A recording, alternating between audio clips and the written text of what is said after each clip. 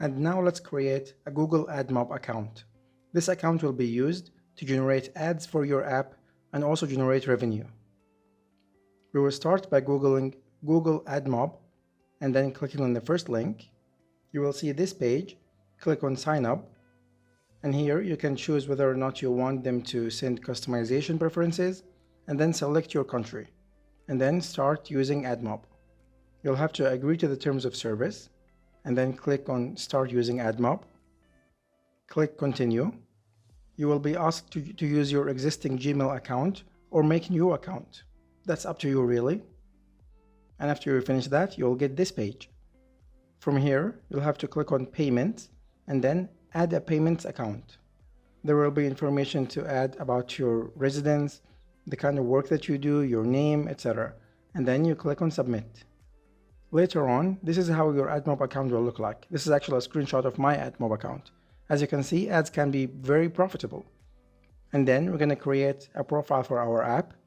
In the main tab, you're going to click on apps and then add app. And then you're going to choose Android. Click no in the bottom side and then continue. And then click on done.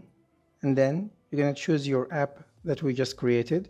And then we're going to add an ad unit. You're going to see this page. Click on interstital and then create a name for your interstitial ad. This can be whatever you want. I just like to say interstitial. And then you click on create ad unit. You will see this page. Keep it to the side because it's very important, or maybe use a screenshot, or just keep it to the side because we're going to use it later on. You see we have two units here, or two numbers. Both of these are important. Now we're going to head back to Android Studio and click on page 1, and you're going to see at the bottom there's a number. It says 111 and then dash 2222s. So we're going to copy the bottom side text and we're going to replace it with this text in Android Studio. Make sure that you use Control, Shift, and R, so it replaces the same text with all the bottom numbers all throughout Android Studio. You will see this page.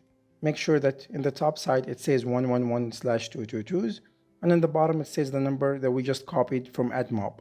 If you did it correctly, this is how it's going to look like. And then we're going to click on Manifest, and in the bottom you're going to see this number. Make sure that this number is the same as the number in the top right here. And now if you use your app, you're going to see that it has ads. These are interstitial ads, and they will start generating revenue in your Admob account.